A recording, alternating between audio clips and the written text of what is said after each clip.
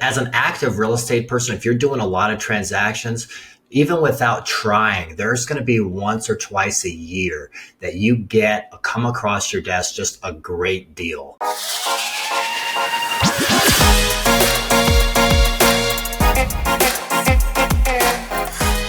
Hello and welcome to episode 253 of the Smart Agents Podcast. As always, my name is Michael Walter and I'll be your host. On today's episode, I'm joined by Reno, Nevada-based real estate team leader and investor Scott Durham. With more than 2 decades in the industry, Scott's journey is one of evolution. Starting as a brand new agent back in 2004, he grinded his way through the early challenges and eventually built a business selling upwards of 70 homes per year before really turning his focus to real estate investing. Throughout our conversation, Scott breaks down exactly how agents can leverage their existing skills to get started flipping properties, the simple formulas he uses to evaluate deals, and their creative ways he finds off-market opportunities. He also shares why mentorship matters, what it really costs to rehab a home, and why agents have a massive advantage over typical investors. But before we get on with today's featured interview, if you or someone else on your team has an incredible story of real estate success or tips to share with our community, send us a message to feedback@smartagents.com. We're always on the lookout for new guests to inspire our listeners. And lastly, if you enjoyed this conversation and want to hear more, be sure to subscribe to the Smart Agents Podcast. We stream on all major podcasting platforms such as Apple Podcasts, Spotify, Amazon Music, and YouTube. All right, let's get on with our conversation with Scott Durham. If you're interested in investing yourself, be sure to check out the episode description for links to Scott's social media channels. All right, well, really the way I like to start everything out is if you could just introduce yourself to us a little bit. Tell us who you are and where you are joining us from. Yeah, my name is Scott Durham. I'm calling from Reno, Nevada. I've been a long-term real estate person. I first got my real estate license in 2004. It's hard to believe, but it's been over 2 decades now. Kind of crazy. And I started as an agent, and in more recent years, I've kind of evolved into more of a team leader. I've got a small team of agents here in Reno, and more specifically, I spent a lot of my time focused on investments. So we do a lot of fix and flips. We do Airbnb rentals. We just kind of decided I've been doing this for so long, I better utilize my expertise to benefit myself, not just my clients. Right. Yeah. So take me back, to 2004 and getting your license. What was it that got you interested in the real estate industry to begin with? Yeah, that's a great question. I was just coming out of school and I was working already when I was in school. I was working in a hotel and I thought that's what I wanted to do. I liked that. The hotel business, but I started to realize I was literally making $10 an hour. And I thought I was special because they gave me my own cell phone that they could call me 24 hours a day. I was on call all the time for gas station. That's a business that never closed. And as great as that was, and as much as I appreciate my time and experience of the people I work with there, I realized, hey, if I'm going to really want to do something with my life as far as making a little bit more money, $10 an hour isn't going to cut it. And they specifically told me that this wasn't the company, this wasn't the industry. If you wanted to make a lot of money, that this wasn't for you. So I started to say, well, shoot, what else am I going to do? And I kind of just came across real estate. I thought, well, shoot, if I go sell one house, for $1 million, that's $25,000, $30,000 right off the bat. I said, this sounds a lot better than being on call at 2 a.m. for if somebody throws a party. And why don't I go get my real estate license? Were you in the Reno area at that time? Yeah, so that was when I was going to school and growing up. I was down in Southern California and I was in the LA area. I was just kind of ready to get out of the craziness of down there, the taxes, the traffic, the chaos, and just kind of as a young guy, just kind of wanted a fresh start. And I moved to Nevada where I had some family and some business connections that could help make it easier to get started in the real estate game. Awesome. So when you first got started, what were, how did you get your start? What were you looking for in that, the brokerage or, to kind of get yourself going and then to start marketing yourself as that real estate professional? Yeah, so I actually had a connection through some family. A friend of ours owned a real estate brokerage. It was a Coldwell Banker franchise. So I didn't shop around for brokerages. I mean, it was back then where the commission splits were much different than they are today. I mean, I remember even though he was a friend, like it was 50-50 split on every deal that you brought in, no matter what the lead source was. And it was just just totally different, but it's a great company. The gentleman who I worked for was a great guy, and he kind of got me started in the business. And I started just by kind of floundering, right? I would do an open house here and there. I'd do some floor time. I'd spend a lot of time at the office, but not a lot of time talking to clients. I thought I was working. I was always trying to figure out the next latest and greatest thing of how to do it. But at the end of the day, it took me quite a while to get going and to find my own methods to get business that work for me. So I struggled for the first few years. Yeah, absolutely. And I think, it is doing this podcast over the years, it, it's always interesting hearing people, talk about what was that one thing that really kind of clicked for them, because it's different for everybody, different business styles, different personalities. So what was it that you started doing that you kind of found your most success in?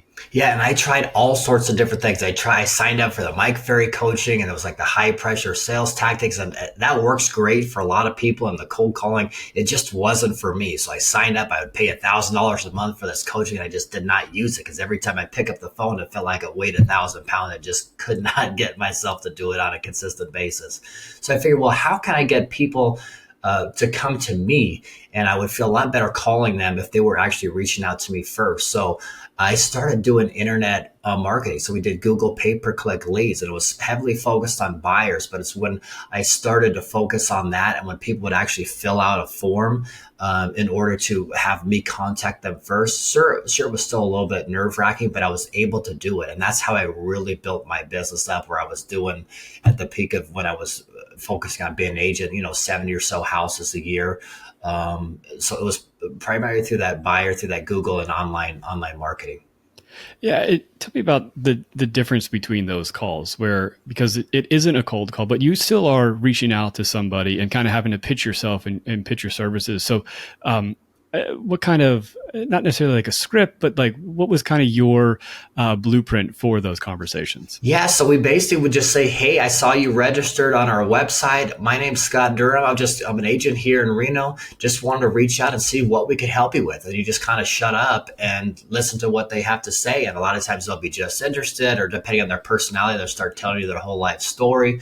And then every once in a while, someone would get upset and tell me to F off and hang up the phone. But I learned over time with repetition that, hey, listen, I'm still here. I'm still breathing. It's not that big of a deal. And if they were dumb enough to put their phone number in to my website, I think that someone's not going to call them or get upset because somebody calls them. I don't quite understand that. So we just took them through the process, and we asked them what's important to them. What location do they want? What's their time frame? What does their financing look like? What's important to them on the house? And really just ask the right questions and let them do the talking. And most people like talking about themselves, right? So you get them feel comfortable, you be genuinely interested in helping them, and you build up that framework. And I was able to do that over time, and it turned out to be a great business method. Right. And then I have to imagine, over the years, as those buyers come into the market, you stay connected with them and keep in communication, those eventually turn into sellers, and that just kind of snowballs on itself. It's so great, I have to tell you, and I'm reaping those exact benefits, Michael, today, because I get calls from people like, "Oh yeah, you sold me a house 5-6 years ago." And sometimes, to be honest, I have to scratch my head and like, man, who are these people? But we stay in contact with them, sometimes via phone or text. So we have some automation through HomeBot and others that keep them updated on their home's value. Like, "Oh, I get your reports all the time, and this is great." So yes, and they turn to sellers, where they refer their family, their friends, their cousins, whatever, to buy homes. And it's been, it was a grind. It was a lot of work building that up. And now that I've got that book of business, it absolutely continues to pay dividends. I don't really work with many buyers anymore. If somebody comes to me that's a past client referral and it's a really good price point, I'll take it. If not, I'll pass it off to my buyer's agent. And then my focus is on the investing side of the business. Yeah, absolutely. And I definitely want to get into that investing side here in just a second. But tell me about, when you launched your own team and kind of how that came to be. Yeah, so I was doing this, and I was having good success with these online methods of generating buyers. I'm like, well, shoot, I'm kind of getting burned out. Like there's only so much time in the day. The buyers are a lot more time intensive than sellers are. So it's like, well, and this could also be a great benefit to other people, because there's so many agents out there who struggle and don't have the systems in place, don't have the accountability in place. So I said, well, why don't I just open this up and start to get other agents in here that I could help, and that could help me take on some of the load of these and increase our business. So we started bringing on agents. It's never been a big dream of mine to have a whole ton of agents. I just kind of wanted a lean, for the most part, a lean and mean team, where we don't have to have a huge office, a ton of overhead, just like the right people, where we've got a good culture, a good vibe. Everyone's working together. Everyone serves their clients with integrity and comes up with a positive attitude, is ready to work every day. So I just, like right now, I just have one agent working with me, and he's fabulous. He's been with me for 3+ years now. We consider each other family almost, right? So I've held him. He's a younger guy, and he does well. And he does a lot better than he would if he was on his own. He doesn't have to worry about marketing costs. He doesn't have to worry about any of those things. And just having that coach, that mentor with him that he knows he can pick up the phone anytime, it's a great comfort to him. Yeah, and I really like you just use the word coach and mentor, and I think that's so important when somebody is looking to start their own team and grow.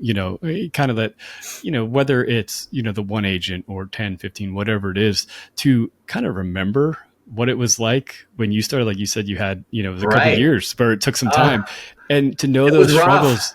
Right. And then to be able to say, okay, I figured out what works for me. I'm going to help pass this on so that this person doesn't have those same struggles. Exactly. And just, not that I'm smarter than anybody, but I think you said it best. It's like, to avoid those struggles, shorten that learning curve. I mean, the failure rate of our business is so tremendously high.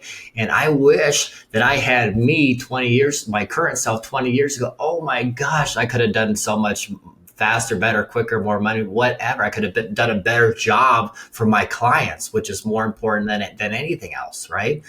So just to have that right person in there is invaluable. And some people think, well, gosh, I have to give up a certain percentage of the commission. Well, you're going to sell a lot more houses and make a lot more money and get a lot more experience, and quite frankly, have a much more enjoyable time, rather than sitting there spinning your wheels, selling two, three, four houses a year, a house every 3 months. I've been there. That is misery. That is no fun. And I think definitely, having that, going into it with that mindset of I'm going to help coach these people up so that and not just look at them as, additional dollar signs and additional, boots on the ground for you that can bring in business. This is Yes, you're yes, building this person's career up as well. absolutely. Yeah. Yeah. Well, tell me about the investing, because that's really where I want to kind of take our conversation today Great. is the home flipping and the investing that you've done. But tell me how you got involved in that. Well, so it's kind of a thing. I kind of kick myself, because I think as an active real estate person, if you're doing a lot of transactions, even without trying, there's going to be once or twice a year that you come across your desk just a great deal. I mean, all real estate essentially is a great deal if you hold it long enough. But I'm talking about an immediate opportunity that, hey, if you have a house that maybe it needs a little cleaning, a little bit of fixing, that you could immediately turn this thing, or have it, purchase it with a tremendous amount of equity. So without even trying, I would have these, because I was doing enough volume, I would have these deals come across my desk. And I didn't know what to do with them. I mean, selling me, it feels embarrassing to say this, but I would settle and just take a commission. I'm like, okay, well, this house, yeah, it's a great deal. Let me market it. I'm sure I can find an investor that'll want to buy this house. And I'd make a $10,000 commission or whatever it was, and I'd feel all good about myself. And then I started noticing the house would come back on the market a couple months later for 150 or $200,000 more.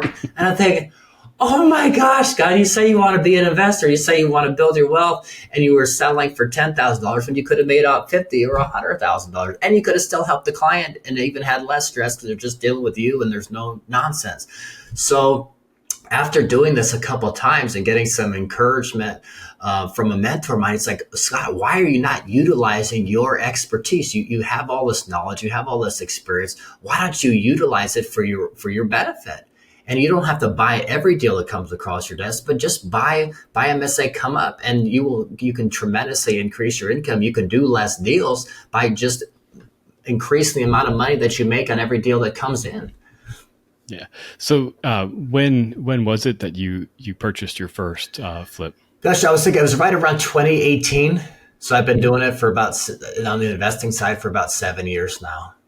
Awesome. And tell me, because I talk to a lot of folks, and there's like that, like there's that imposter syndrome, whether that it's a new agent thinking if they can, make it in the business, or somebody that wants to start investing, but, they don't think they have maybe the capital for it or Yeah. the expertise on, doing the right kind of renovations to flip it.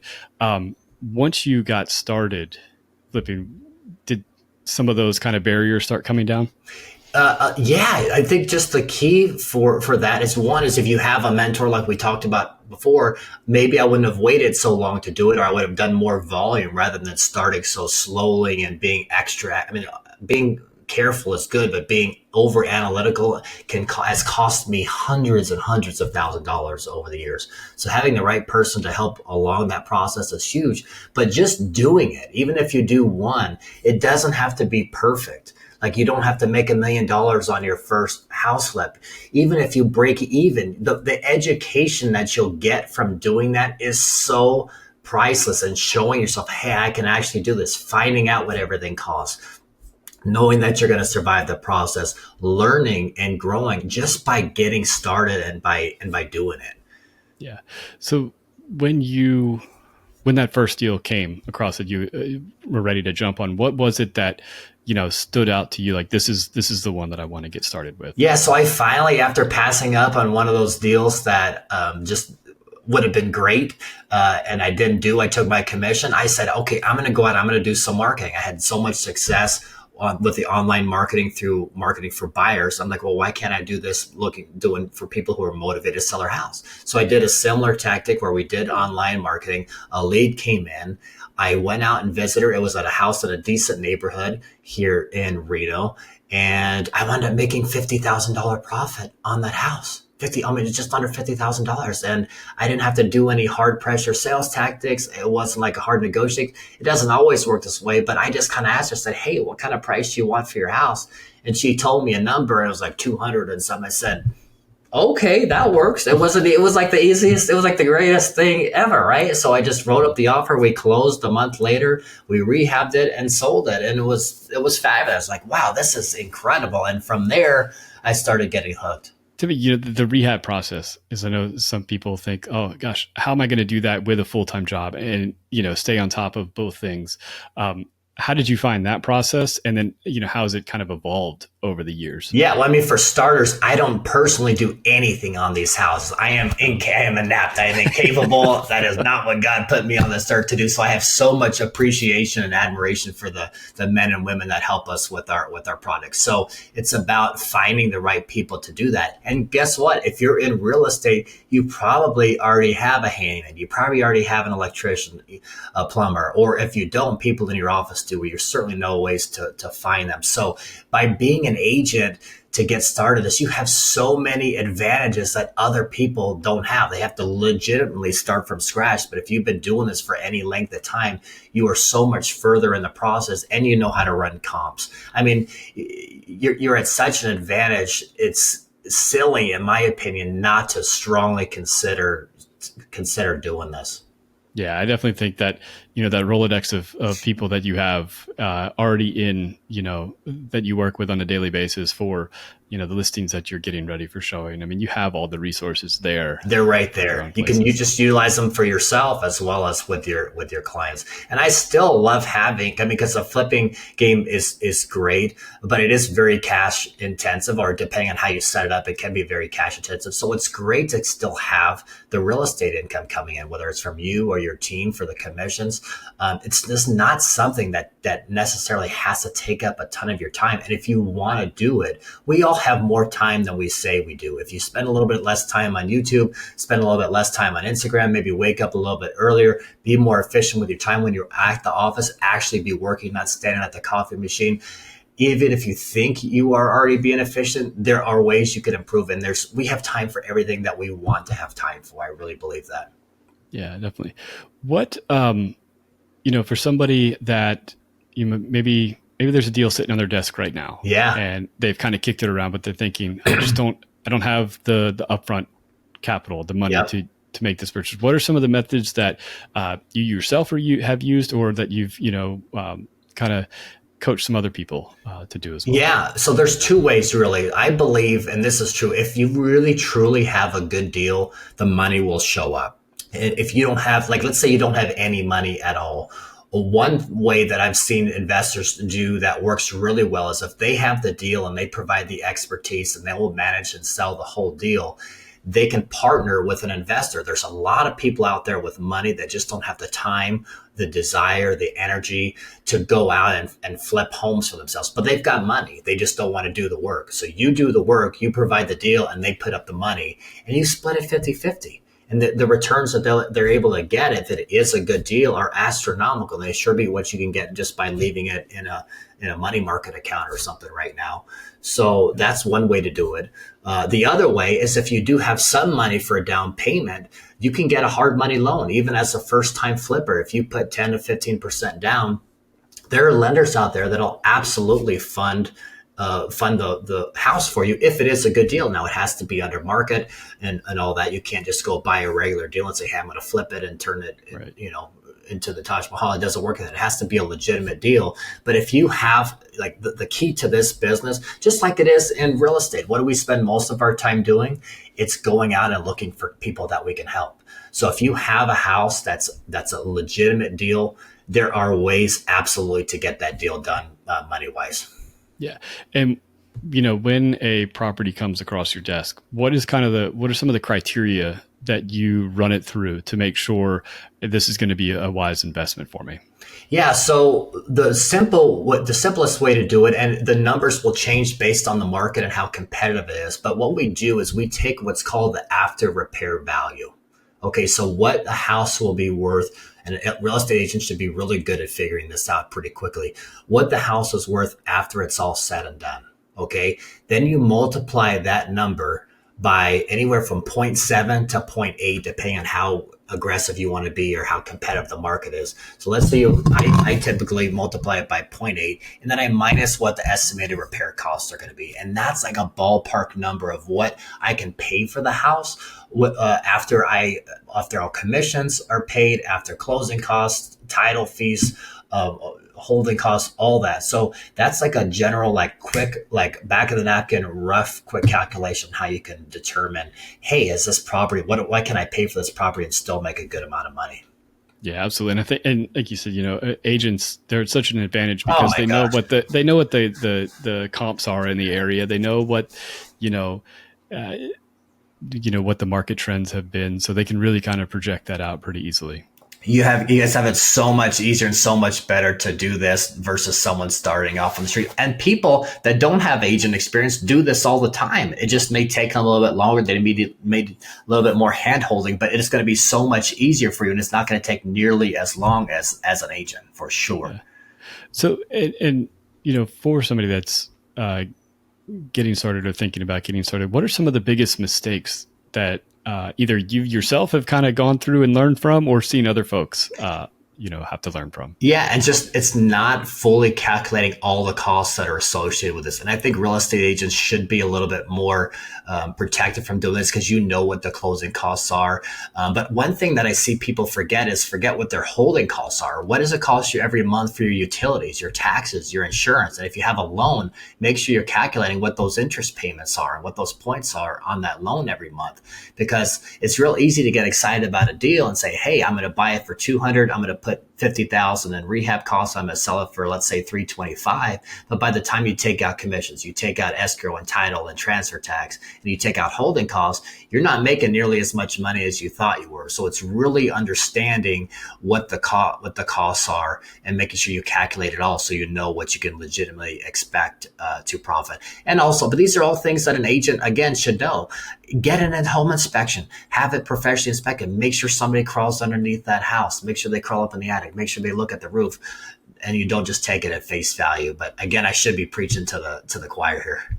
Yeah, and when I think, and that definitely gives you, knowing what your holding costs and think that gives you a pretty good idea of what's our timeline that we really need to get this thing done. Yes. and turned around. And timeline and whatever you think it is, just plan on it taking longer. Add another month or two, because that's just how it works until you get super efficient, or because even when you have a great set of contractors at a great price, that's fabulous. But guess what? The word gets out, and then they get busier, and then it takes longer because they're working on other projects. So that I think that's key. Well, and depending on where you're at, we're in Florida, and weather is a big. Yeah. You could. you never know when you're going to get that, The week hurricane long, comes through. a hurricane comes through it just like everything just That's starts just pouring. life. It's just life. It's always something, right? Yeah, absolutely.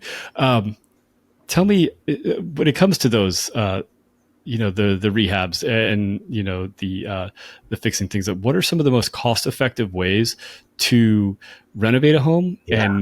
and get the most value out of it? That's such a great question. I actually just put a video out about this on our Instagram. So Mhm. the top three methods that I talk about, one is the cheapest investment, but it pays the most dividends. Is get that once the construction is done, get the house professionally cleaned, have it spotless. Like that alone, like a $300 investment will make it worth $10,000 to $20,000 more if it looks just perfectly clean on the inside and outside. Fresh and crisp when people walk in there. And then two, it comes down to the kitchen and the bathrooms. Have been proven to be the highest ROI as far as money to put into a house. Improve the kitchen is number one, and then the bathrooms is the second after that. So those three things, everything else, like replacing the flooring and putting paint on, absolutely. You don't have to go crazy, and you don't want to necessarily over improve the house to make it more than what the neighborhood would normally bear. You don't want to be the one. You could get set the price record, but I'm not in this for records. We're in this to help people and to make some money, right? So we want to make a good, solid product that will sell for a premium, but not too crazy, not have to have too crazy of a premium in order for the product to make sense. Yeah, absolutely. And I was on your Instagram page and I saw the video about the countertops and like finding the materials that are kind Oh, of going to hit that kind of medium ground. So it's like it looks great, really nice, but at a cost point that is it works for you. and that's one thing that I have to say getting into this that I found absolutely amazing because I didn't have any idea what it really costs to remodel a house, even though I was an agent for a long time before this, because there's such an incredible delta between what you get as a flipper if you find the right contractor versus if you just go to some kitchen and bath showroom and they just charge you the retail price. I mean, I heard a story, it was last week or the week before, where a guy wanted to go and rehab his bathroom and one of these big box type places came out and they wanted to charge like $20,000 or $25,000 to redo a bathroom, which is a vanity, a floor, and a bathtub. I mean, we could do that for $3,000 or $3,500. It's just insane. Most of the kitchens that we do with beautiful quartz countertops and nice quality, not cheap cabinets, we'll do those for about $7,500 to $10,000 with a decent sized kitchen, new quartz cabinets and new quartz countertops and cabinets. So you have to make sure that you're getting in with the right vendors too. Yeah, absolutely. And actually, it's interesting. My dad, he was a long time in construction and had his own business working with REO properties. Oh And the yeah. prices he could get on materials was so much better just because of his licensing and everything. Yep. And he wasn't in it to make a huge profit margin. So he was able to turn that over, really help a lot of people renovate their homes for much cheaper than they could Yeah. have been if they just piecemealed it together. It's amazing if you shop around or if you go and you meet with other investors, go to the local real estate investors meetup. Like we buy the countertops from the same place that the majority of the other guys that were competitors or flipping competitors do in town. And they had these companies get the reputation of working with the flippers because we make it up on volume. We bring them a lot of deals and they're not having to deal with all the same everyday problems. And it doesn't take me 6 months to decide what color countertops to put. We put the same stinking countertops in every house, so there's no headache. So it makes it easier for the vendors too. Yeah. Well, and then you know, as an agent and having the experience that you do on that side of it, the marketing of the home, like, the best ways, what's going to make this house shine, what's going to bring in, competitive offers Yeah. and get people really interested in it. And I think that alone helps raise the value of the property. Absolutely. And the other thing, as agents, we have, because of the market, let's face it, there's a lot of people who are interested in doing this. So our margins are getting compressed. But as an agent, you can save the commission by listing the property yourself. Or oftentimes this last one we did, I got a commission when we bought it because it was on the MLS. So I made a commission when we purchased the home. I'm saving the commission when I sell it. We know how to sell homes. We know how to price them right. I mean, we have every built-in advantage in the world in this business. Yeah. What when it comes to actually finding the properties to start purchasing. How do you? And I know through your your Instagram pages and the videos that you're putting out, a lot of educational type Yep. pieces for that. But even finding maybe the distressed properties or the folks that have inherited home that need Yeah. to move on from it. How are you marketing yourself as that person that can help take that home off their Yeah, hands? there's many different ways to do it. More recently, to be honest, I've been finding deals right on the multiple listing service, right on Zillow or MLS. So they'll have keywords like handyman special or TLC or cash only or fixer. So there are deals right there on the MLS. There's also wholesalers, people that specialize in going and finding discounted properties. There's a lot of wholesalers that try to manipulate the prices. Are not that good to work with, but there's some really good ones out there that you can get deals from there. And as far as off market deals, my bread and butter has been Google pay per click marketing. Somebody will go in and type, I need to sell my house fast. And this is, excuse me, where being an agent once again comes in so handy because so many times we'll get these leads and we'll think that, hey, they must want to cash off or they must want to sell it quickly. But guess what? They don't want to accept the price that we have to offer in order for it to us to make sense. They still want retail price. Well, guess what? They're a perfect listing candidate. So we'll list those houses and it winds up paying for all of our marketing and more. So as an agent, I'm able to close 1 out of 7 or 1 out of 10 of those leads. So you're talking about a 10% plus conversion rate on online leads, which is unheard of. And you're doing whatever's best for that particular client. If they can wait a little while and they're willing to list the house on the market. I tell everyone, by all means, you can get more money by listing your house on the market with an agent. It doesn't even have to be me. I tell them that up front. So it's a great listing source. And all of these people, if they're not willing to, if they don't want to list and they really do want the cash offer, well, that's what you were going after in the first place.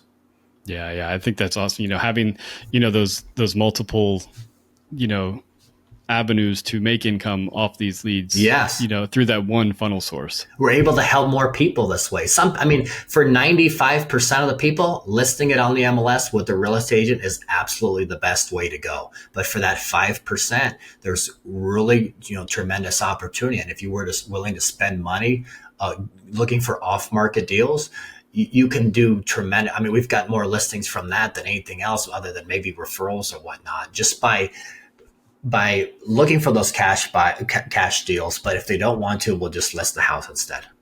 Yeah. Kind of going back to, when you starting your career, you obviously, getting started in the investing in 2018, what are some things that maybe you would have done differently in your real estate career now that, you're 20 years in, you have this investing knowledge as well? So I would have started investing earlier. I know there was people early on in my career that said, Scott, whatever you do, make sure that you buy one rental property a year. And I said, yeah. I don't know. I don't know if I want to do with tenants, all this. My goodness, what a fool am I. If I would have just listened and bought one stinking property, I don't care where it is. I don't care what price it is. Just buy one a year. Oh my goodness. Can you imagine if doing that 20 years ago, I have 20 houses, that are probably starting to be, paid off by now, or they'd have such low balance and low interest rates. So just get started. Flipping is one way to do it. Airbnbs is another way to do it. There's all sorts of different methods, but I think that all of us don't necessarily want to be listing and selling homes until we're 100. So we have to start thinking of other ways that we don't have company necessary 401ks and whatnot and retirement plans. So we are our own, there's no pension, right? So we have to be our own pension. We have to be our own retirement plan. And let's plan for the future. And if you love selling real estate, fabulous. Do it as long as you can. But there is nothing wrong with having that income come in on the side so that you have a choice to do what you want to do as you get older. Yeah, and I like that, kind of equating it to your retirement plan. Is, if you are in the 401k world, every once, every paycheck, you're putting a little deposit towards your future. Yeah. And with that, with those investments, if it's one a year, you're putting that little deposit away for your future. That's it. That's all it takes. And with maybe a little bit less Starbucks, or maybe sell actually a little house here and there and stick to your plan, like it is totally doable. Yeah, absolutely. Just before we wrap up, tell people where, if they're wanting to learn more about the investment side of things, is your Instagram page, and your YouTube page, there's so much information there for somebody that's looking to do their own flipping. Yeah, thanks, Michael. So the best place to connect with me is on Instagram. I'm at real Scott, Scott Durham, Durham. Feel free to shoot me a message, follow our content. We'd love to connect with you. We're doing one-on-ones, like no cost consultation, just to kind of help people get going with this. I'm really passionate about wanting to help people. Like, I just want to, I'm grateful. I'm so glad that I went through the process I did. But if I would have had someone that would have helped me along, I could have been so much further, so much faster, with so much less frustration. So if I can do that for somebody else, then that would be a day well spent for me. Awesome. I really do appreciate you taking the time to talk with us today. Thanks so much. It was great being on here. I really want to thank Scott for joining us today and sharing how his journey has evolved over the past 2 decades. If you'd like to connect with Scott or check out some of his real estate investing content he's putting out, I've included links to his social media channels in the episode description. So once again, if you think you or someone else on your team has an incredible story or tips to share with our community, send us a message to feedback@smartagents.com. Well, that wraps things up for this episode, but remember, follow the show wherever you listen to podcasts and make sure to subscribe to the Smart Agents YouTube channel. Again, I'm Michael Walter, and we'll see you on the next episode.